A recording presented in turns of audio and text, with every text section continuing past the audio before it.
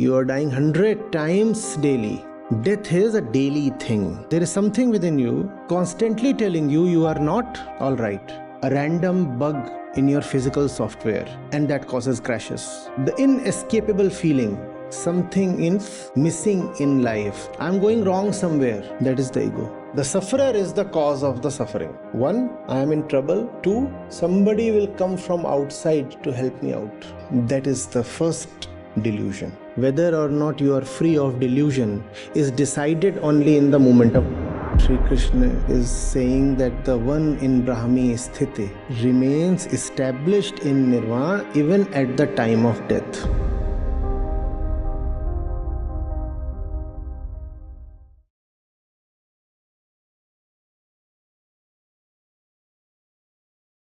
Esha Brahmi Stithi Parth.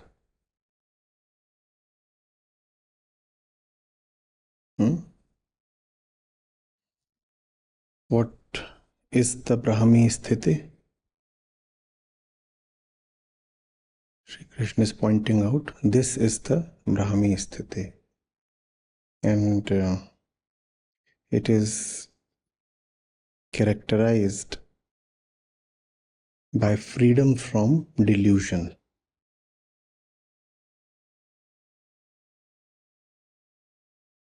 When you see things as they are, not as how you project them or imagine them or want them,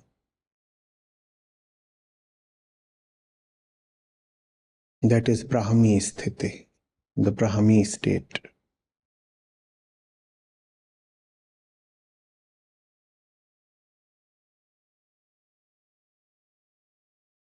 The state of identity between the ego and the truth. And this identity can be obtained only through dissolution of the ego in the truth. That is Brahmi Stithi. Internally,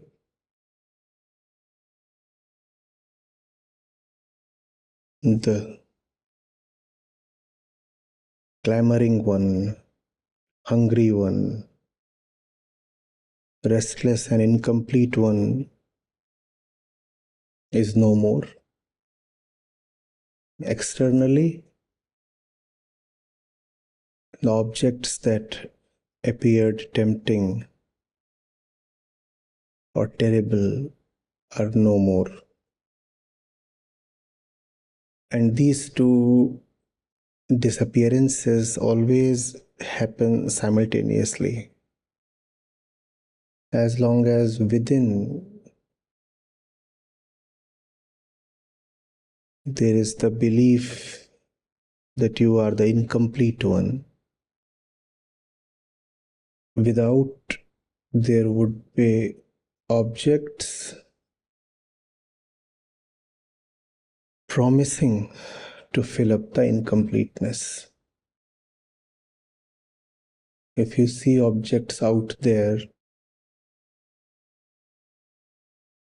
that hold a lot of meaning to you, it does not tell anything about the objects, because you are anyway not seeing their reality. The meaning you place in the objects tells a lot about you. And who are you? A belief.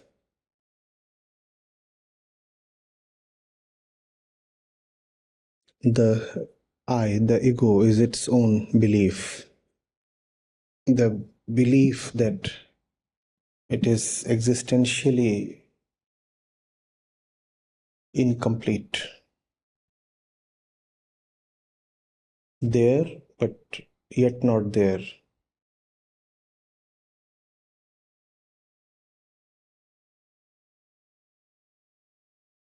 existent, but in half. That's the ego. Nobody else need come to the ego to implant incompleteness.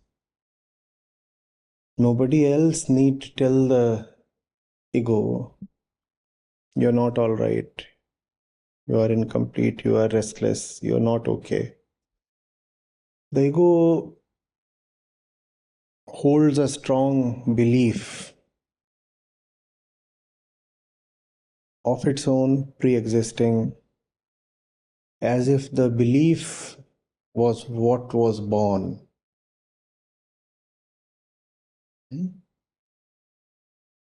It's actually quite interesting to hear that. It's a belief that takes birth.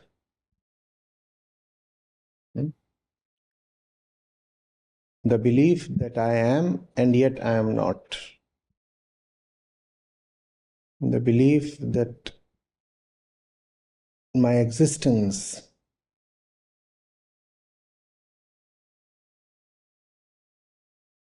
is a predicated one, contingent one.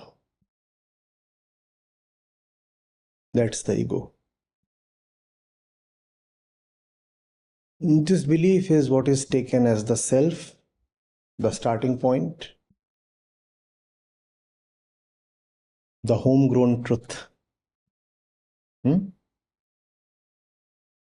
The center of all our actions. I am, yet I am not. I exist, but feebly, partially. That's the ego. And because this is the beginning of everything, why test it? From this beginning, you want to test everything else.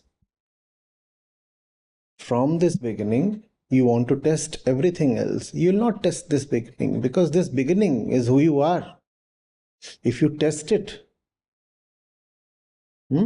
first of all, it is very counterintuitive. Secondly, scary. Because this belief is who you are.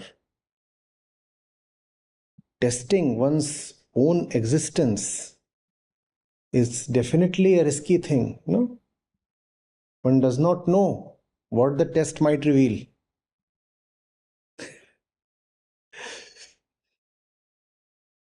It's all right to have a test to determine whether this pen exists. We can go for that test. At most, the existence of the pen will be at stake. But how about testing whether this one, the one holding the pen, whether he exists? It's a very risky test. So it is never attempted. Besides being risky, as we said, it is not intuitive to test it. Obviously, I exist if I don't exist. I mean, who's talking? Who is breathing? Who is thinking? Who is emoting? Who is touching? Who is associating? Who was born? So I do exist. So that is taken as the home truth, as the origin, as the starting point, an axiom. And that is the first delusion. That is the first delusion. Sri Krishna says here, who is the one in the Brahmi Stithi? The one who is free of moha. The one who is free of moha, delusion.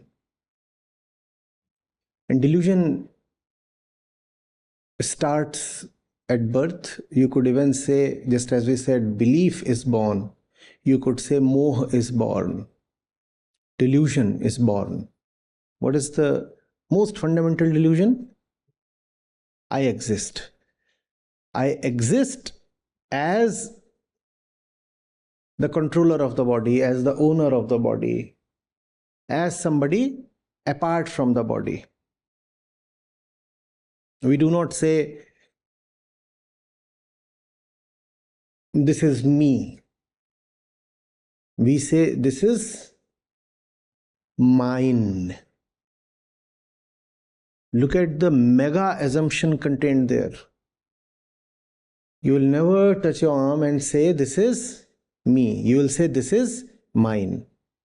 Implicit. I am not the arm.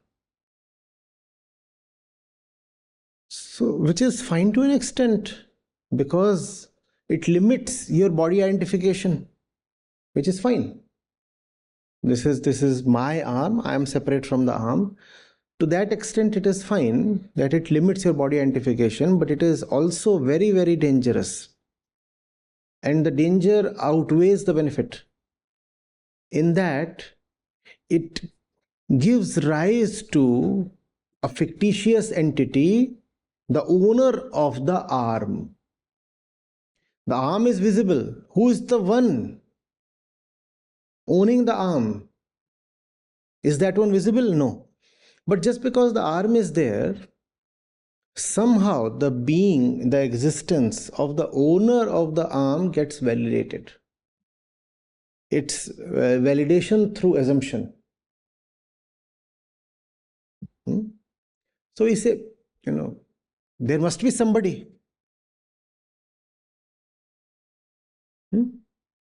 In some cultures, it was called the inner person. They would say there is this outer person that you see walking, talking and all that. There has to be an inner person as well. They would say the inner person is exactly of the same type, same color and the same proportions as you are, just the dimensions are not the same.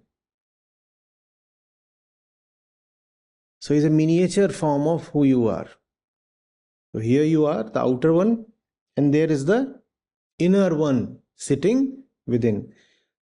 That's the first delusion, that there is somebody inside the body.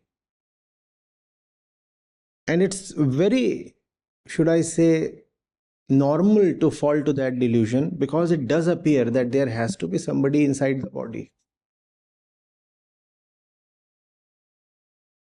Now, if there is somebody inside the body, that fellow is then limited to the body, right?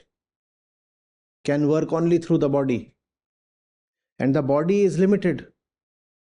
That fellow is limited to the body, can operate only through the body, and the body itself is very limited. So what happens to the inner fellow? He becomes severely limited. Your scope is limited to the body. You are smaller than the body because you are contained in the body. Fine.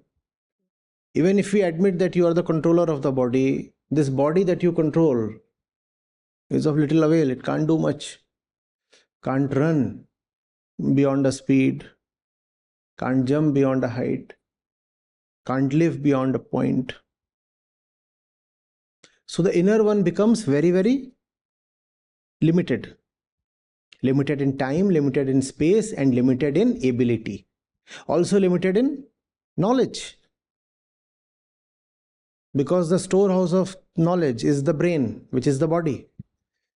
And the inner one can know only through the body, then the inner one becomes severely limited. From there rises the incompleteness of the ego. I am so limited, so I'll have to be incomplete. And it hurts. Hurts. As if there is a system and it is constantly being told that there is something wrong with you. There is the physical system, and the ego is the constant message that there is something wrong with you. Very recently, there were these Boeing planes, I suppose the 737 MAX series, and one of them crashed. because of new software. The planes had been updated with the new software. Now, what was happening was that the plane would be flying just all right. But a bug in the software would tell the plane that you are gaining height.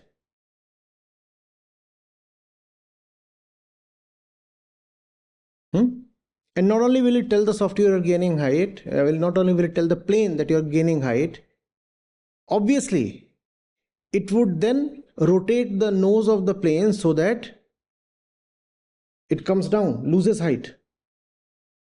Now the plane is flying as planes must, very properly. But the software is telling the plane there is something wrong with the way you are flying. Rotate your nose. And a couple of planes crashed and hundreds of people were killed. That's the ego. A random bug in your physical software, which is there just to tell you all the time there is something wrong with you. And that causes crashes. You are a system, right? You are a system. You are a physical system. Even your mental operations are all physical. You are a physical system. And there is something within you constantly telling you you are not all right. And that causes crashes.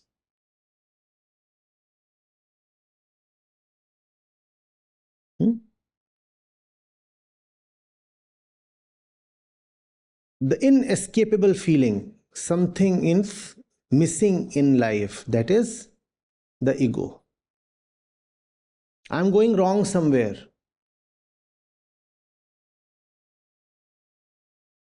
That is the ego.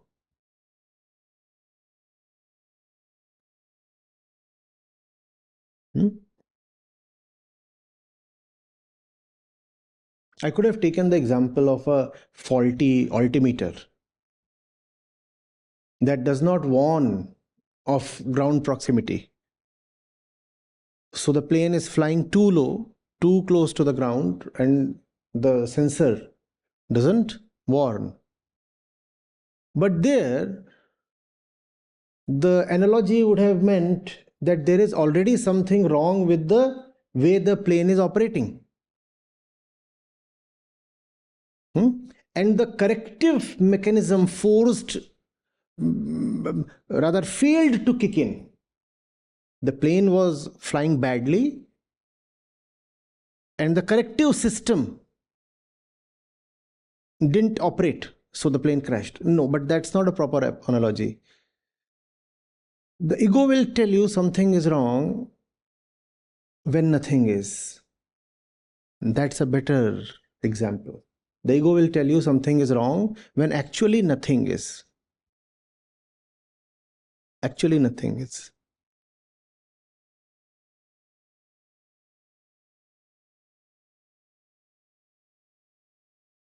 I cannot forget.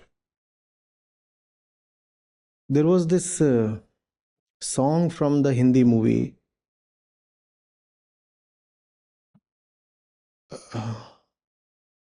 Kati Patang.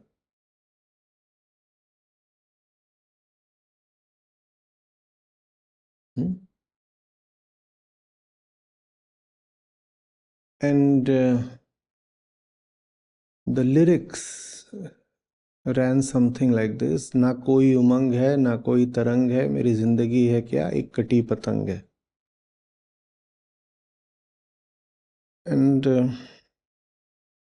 there is the actress draped all in white, probably because she's a widow, and tears streaming down her cheeks, with the face as gloomy as possible. The actress is probably Asha Parekh. She's uttering these lyrics. And I couldn't just help wonder. If I remember, the scene is set at night. The place where she's singing is a clean, well-kept place.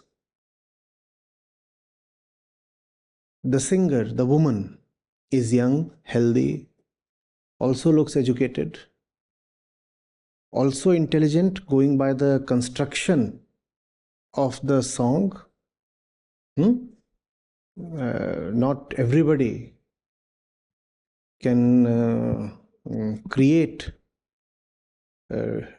deep rhyming lyrics.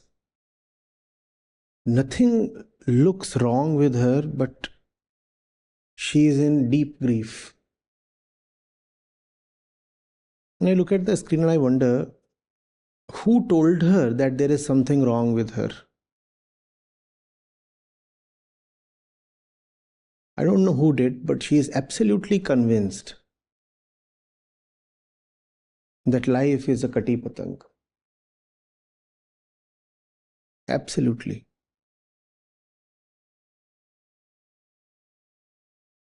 That's the ego.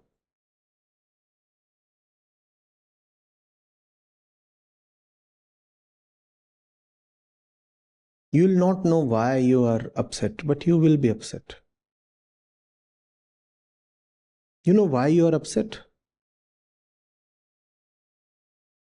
Because there exists somebody within to be upset. That's the real reason. And you are looking for an external cause. There has to be something in the environment that's upsetting me. No. A fictitious, delusionary entity is sitting within,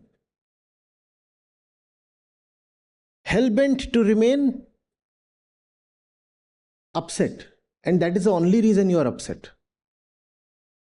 And that entity will not say, my existence is grief itself. I don't need a reason to grieve. I exist to grieve. I don't need a reason to suffer. I exist to suffer.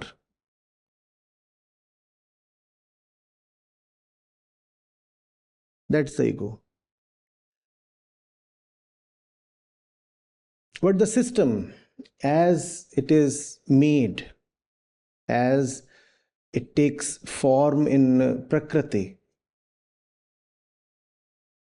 is not made to suffer. Right? It is made to exist for a while, be there, interact with the world, and then coolly pass away. The script from the side of Prakriti does not really include suffering. Just as animals and birds and plants and rivers and mountains are not obliged to suffer. Getting it? But we are special. And what makes us special is the ego. We suffer. And we think the cause of suffering is somewhere out there. The sufferer is the cause of the suffering.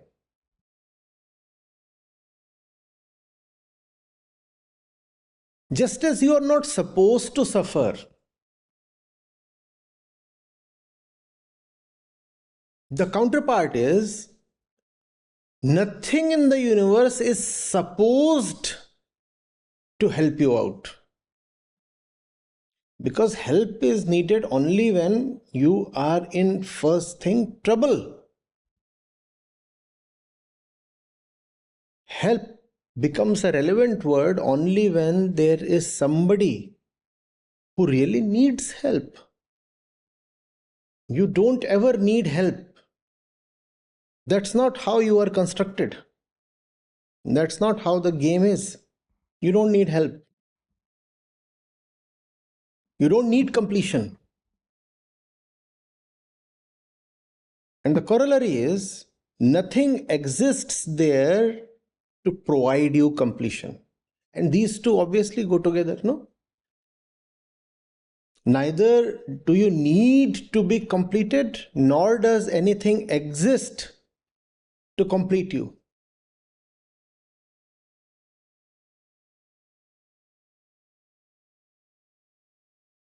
No object in the universe has any power to render you complete, fulfilled. No object has that capacity. But when you are deluded with respect to yourself and you say, I am suffering or upset or incomplete, whatever, then you will have to project another delusion, the delusion that there is something out there that can help you, redeem you, complete you. And these two lies, two will go together, no? If I'm really in trouble, then there ought to be somebody who can pull me out of trouble. Now, these two lies together constitute the life of the common man. One, I am in trouble. Two, somebody will come from outside to help me out. These are the two delusions. Always together, always in pair, dualistic companions of each other.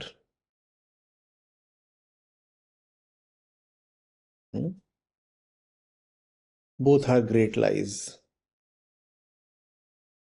To see through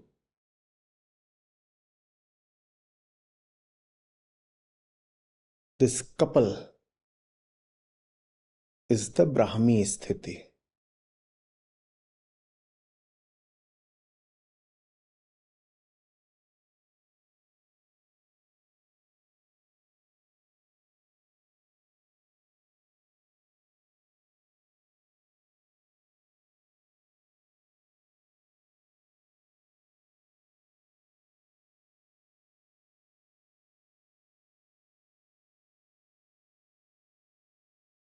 Centered in Brahma,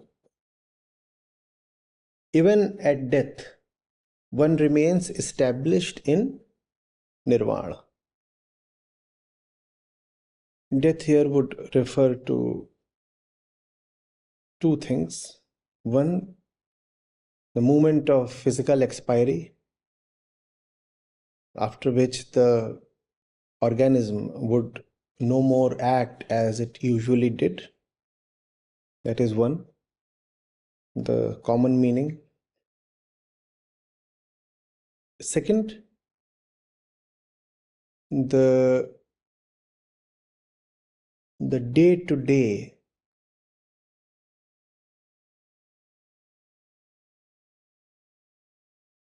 dismissal of hopes, desires, ambitions, the daily disappointments, all the hopeful beginnings coming to their inevitable ends, that too is death. And scary, very scary death is, right? That's the most scary thing, that this we think as life will no more be there.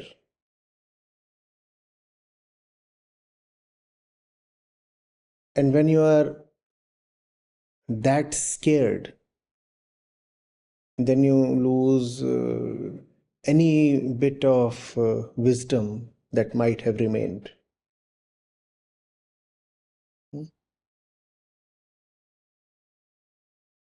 if you will observe people in general, they walk around almost all right.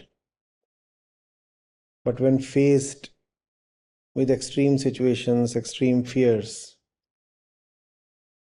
you find that even the last shreds of sanity are gone. If you want to look at human madness, look at people in extreme situations, fear, poverty, hunger, desire, anger, association, lust, attachment, ambition. Look at them there and you'll find them acting. So the great test of your wisdom is, can you stand firm in the face of death? However, there is a problem with this test, because the final death of the organism comes only once and for sure does not come daily. So how will you apply the test? You might have to wait for another 50 years, right? So yes, the termination of the organism is a scary thing, no doubt. But that is not the only scare we have. The fact is that we meet with daily hurt, daily terminations, dreamy beginnings coming to abrupt abortions. Is that not happening? You started something with such great hopes, and what happened to that? Nothing, collapsed. That too is death. And all deaths are scary. And this is where you can practically apply the test. When my desires are dashed, when my hopes remain unmet, can I still remain centered? And that is why Sri Krishna is saying that the one in Brahmi Stithi remains established in nirvana even at the time of death, because that is the toughest test. But mind you, I'm repeating, not the death that comes to you just once.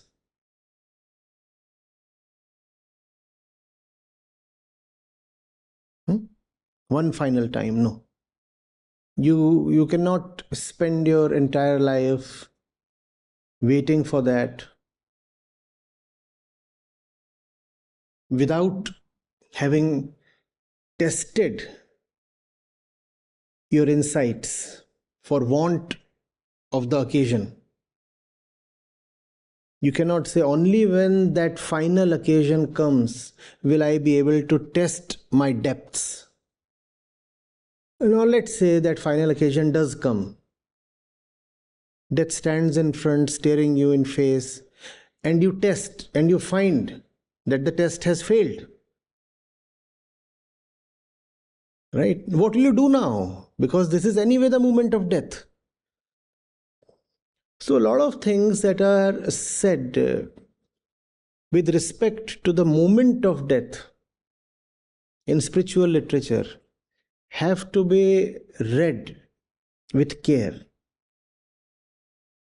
For example, if you remember the truth in the moment of your death, you have attained salvation. So is said, right? Or if you are found uttering Ram in your last breath, you attain heaven. But then that is just one particular moment at the end of the whole life.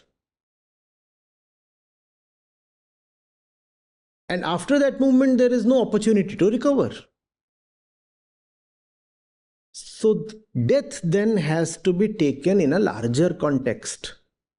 Death is not that just one final moment that comes after several decades, hopefully.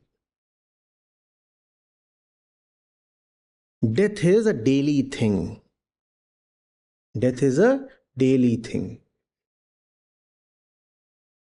And it requires wisdom to see that you are dying daily. And because death is scary, so you are continuously scared. You remember? The sage singing, Jag ki marni kyun mare din mein 100 baar. You are not just dying daily, you are dying 100 times daily. And that's why our faces remain so long. Our backs remain bent and our shoulders drop. Because we are dying daily, and that's not pleasant. You want something, it doesn't happen, that is death. Simple. You start something, and whenever you start something, there is just one hope really, fulfillment. That is the only real inner driver, fulfillment. You start something, it doesn't fructify. That's a death. The start came to an abrupt end. And these are the daily wounds of life. Therefore, very wisely, Sri Krishna is saying here, whether or not you are free of delusion is decided only in the moment of death. Beautifully put. Whether or not you are free of delusion is decided really, truthfully, only in the moment of death. Other moments, you can fool yourself and console yourself. As we always do, anyway. I am all right. I am all right. As long as the job is going smooth and the love affair is all right and the money is flowing in and people are respecting you as usual. Anybody can say, I am centered, I am free, I am liberated. I have no cares in life.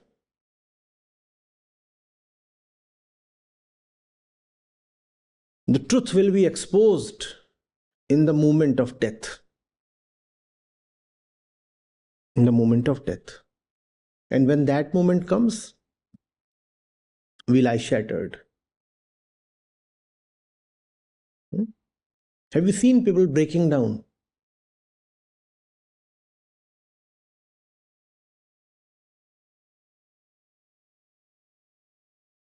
The fellow looked like a rock.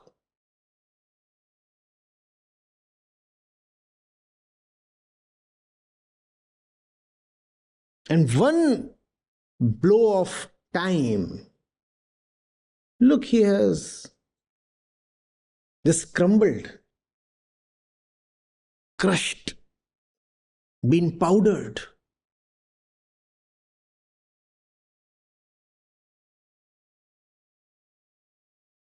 It is then that it is revealed, exposed, how free of moha, delusion you are. Equally, it is said that the one who is free of moha is also free of mrityu.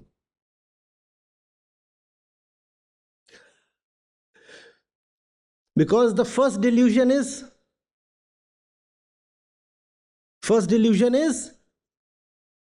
I exist. If you are free of the lie that your existence is, who is there to die?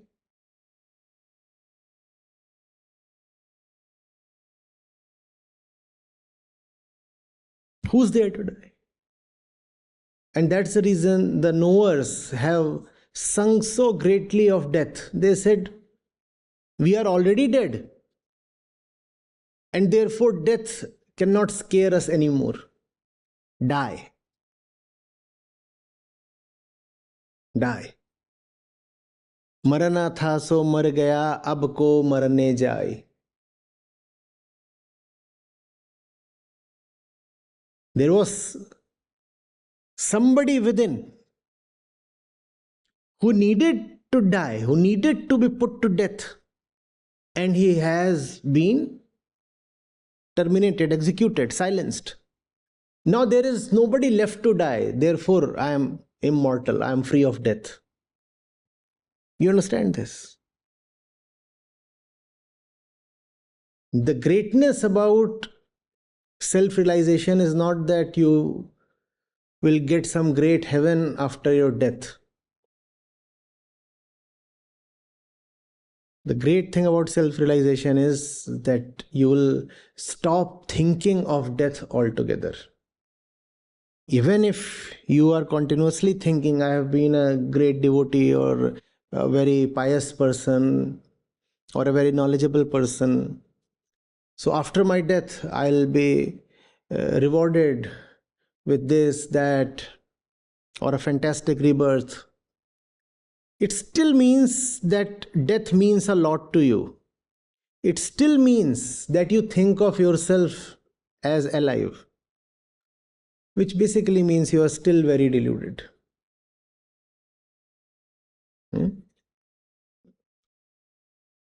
The real deal is when death becomes such a petty thing, it bores you.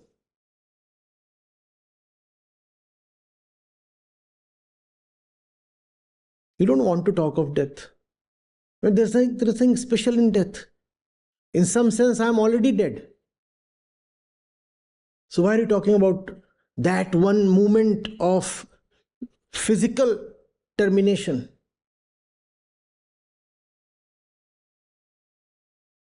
The body is anyway decaying all the time.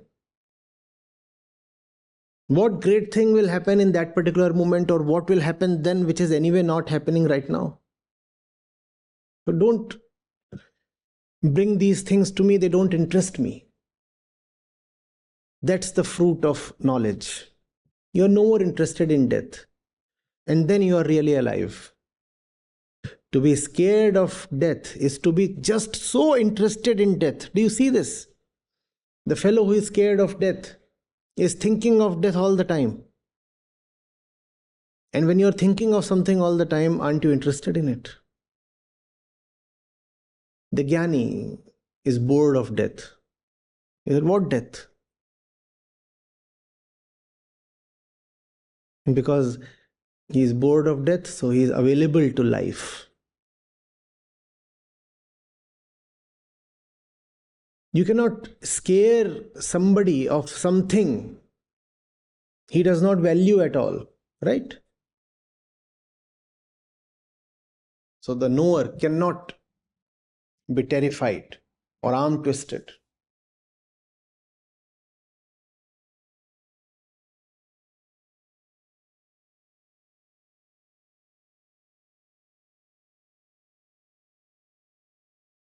The final death, what does it mean to the ego? You see, your body was your first possession and your body will be taken away. Similarly, all deaths express themselves in the same syntax. Your body was dear to you, your body will be taken away. Your money is dear to you, your money will be taken away. That's death.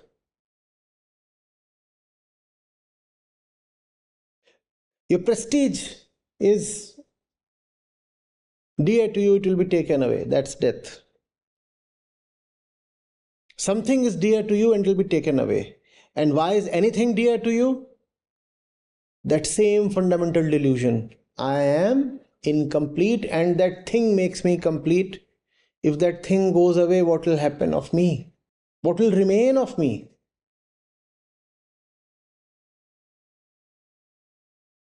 Getting it? This is all right, right?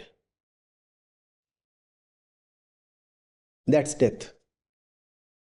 Don't think of death as some far off event. It is happening continuously. In fact, the more attentive you are, the more you will see the continuity of death. If a fellow says death comes only once in life, it just tells of his unfamiliarity with life.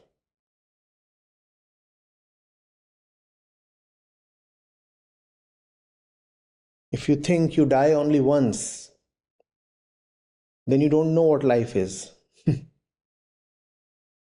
The more you really touch life, the closer you come, the more you see death is happening maybe 3 times a day. And then you see 30 times a day. And then you see 300 times a day. And then you see it continuously. There is nothing but death. Nothing but death. Everything that begins comes to an end. And nothing comes to an end because from every end there is another beginning. Just as you call the process of existing as life, you would be equally correct if you call the process of existing as death. Death is then not an event but a process. Similarly, you would have guessed it by now. Birth too is not an event but a process. And you will continue to remain scared of death if you do not grow weary of, bored of birth. You are scared of death because you welcome birth. You create beginnings and keep hoping that the beginnings will remain begun.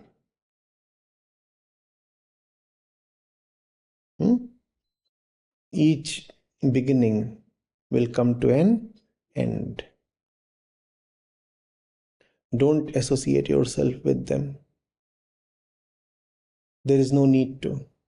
But if you remain fundamentally deluded, you will be forced to associate yourself with several beginnings. Are you getting it? I'm not all right. Let's begin a new trip. You see, I'm not all right. Let me begin a new relationship. Beginnings you hold as good, auspicious, welcome. And death you avoid as plague.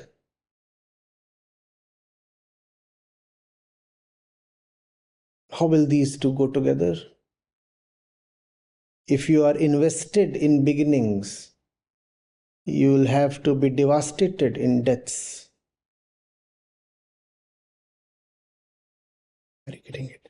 Both the process of beginning and the process of losing come from delusion. You begin because you think you're not all right. And the end comes, death comes, because the places you go to feel all right will always disappoint you. And that is death. Getting it? So we said delusion is born. We said belief is born. Now let's say one thing one last time. Death is born. What takes birth? Death. It is death that takes birth.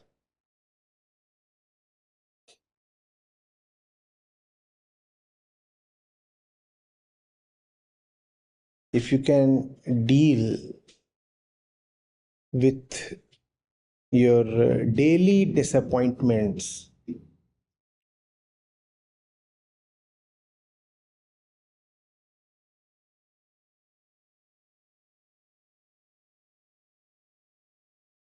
with freedom, liberation, then that final thing called death will no longer be a scare. You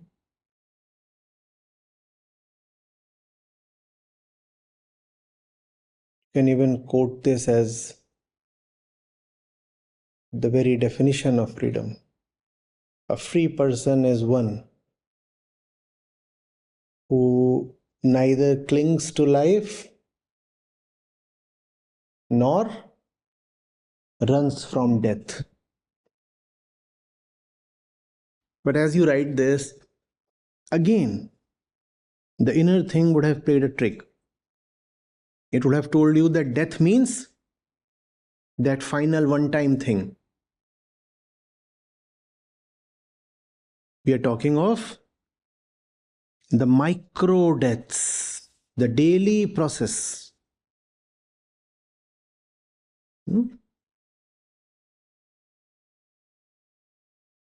The more you are hopeful about beginnings with respect to objects, the more you would be hurt by endings. And the more you are hurt, the more you will want to rush into a new beginning.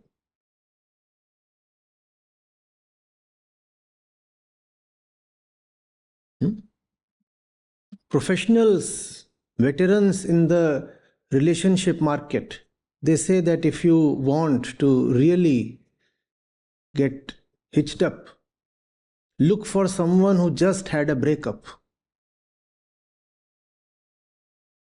After a breakup, the tendency, no, the urgency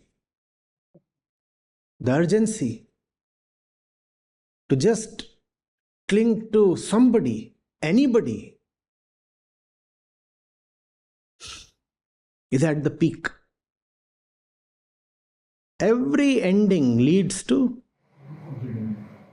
and the beginnings are just as dark, as sordid as the ending. And what will become of such a beginning? It will lead to the same kind of ending, or rather worse.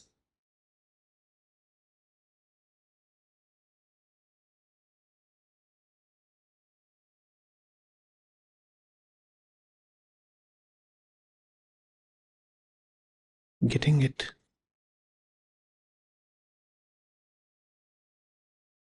You are all right just watching the river. Don't worry. Something comes, something goes. You're all right. The river has its own flow. You have your own flow.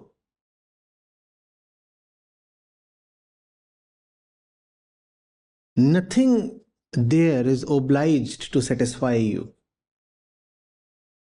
The good news is you don't need satisfaction. Bad news first. That's the etiquette. Bad news first. Bad news, nothing in the world can ever satisfy you. The good news now, you do not need satisfaction. Let that be, let this be. That is all right at its own place, and this one is all right at its own place. The entire problem is the distorted relationship. In fact, that is the only problem. That is all right, this is all right. What do the Upanishads say? Ah, now you smile, you see. Purnamada and Purnamidam. And so deep, so inalienable is the completeness that Purnat Purnam Udachyate. It's all okay. That is okay, this is okay. But when this clings to that in the hope of becoming okay, then there is a problem. Getting it? This is okay, that is okay. The relationship is not okay. Clinging is not okay. Avoid clinging, everything is okay. Let there be birth, let there be death, let the river keep flowing. It's fine. It came, it went. Just as this comes, this goes. The nature of the river is just the same as your own nature. You are, in fact, a part of the river. Getting it? There is nothing to get.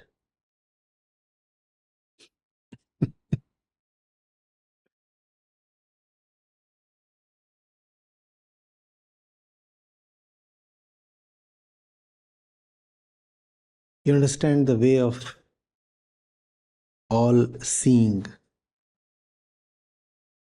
All your problems are problems of doership.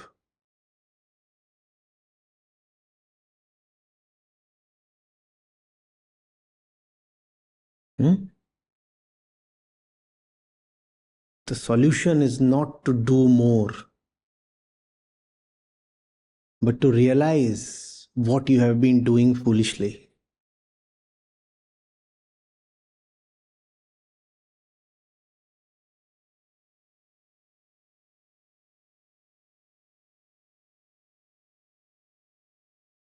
But meet people and they'll say, a problem is because I have not done this, and the solution is that now I am going to do an excess of that.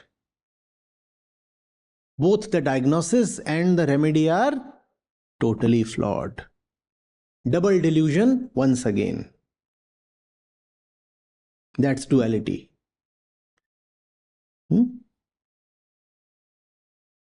Delusion as a bicycle. Always on two wheels. Getting it? If you find yourself in a soup, don't just hop on to the next great idea you have. Stop. Ask what brought me here in the first place.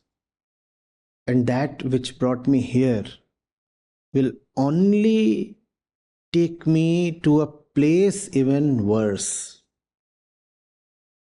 If I do not identify what brought me here. But when you are in a bad state, you find it even more difficult to pause and reflect, don't you? Then the tendency to just hop and do something, do anything, is even more pronounced. That's exactly when you must check yourself. No. Before we do anything else, we need to understand how we got here. How we got here.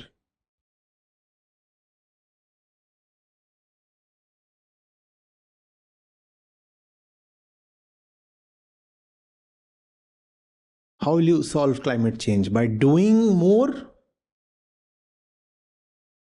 Or by realizing what brought you here to 440 ppm in the first place? The solution is simple. Don't do that. But to say, don't do that, you'll also have to cease being the same old doer. And that's why climate change is a problem that's not going to be solved. because it is probably the first problem in our history that demands a total internal change. Whenever we had other problems, they could be solved using external means. But now the external means have all been exhausted because the planet is finite in size. Now only the internal route remains. But we are not used to taking the internal route. We are not used to looking at the mirror. So we are still trying the old tricks from the old playbook. We faced so many problems in the past, but man's spirit is extremely resilient. Didn't we tide over the troubles? We'll do the same this time. Climate change will be taken care of, no issues. No, sir, you cannot take care of climate change. The only way to take care of climate change is to not let man remain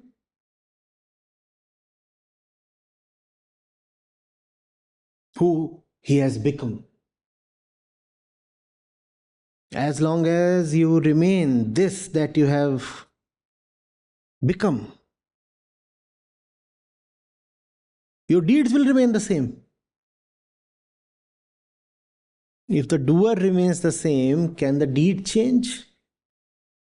And it is your deed that has brought it to 440 ppm. But you want to do more to take care of the problem. No. You'll have to reduce, withdraw, retreat. In spiritual parlance, that's called surrender, dissolution, disappearance.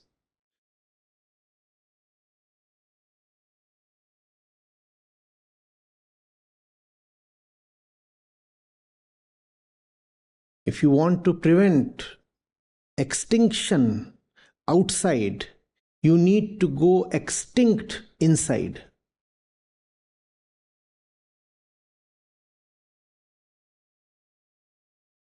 Getting it?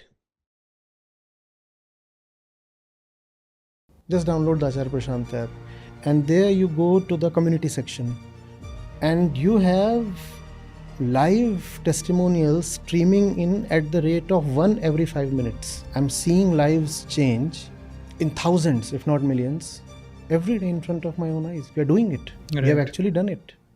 Join the community of more than 2 lakh participants on the Acharya Prashant app. Your first month is completely free. You'll get full access to Gita Mission. On the app, you will get regular live sessions, daily exclusive conversations with Acharya Prashant, access to the vibrant Gita community, wisdom exams, curated news, audiobooks, quotes, and much more. Search Acharya Prashant on Google Play Store or Apple App Store and download now.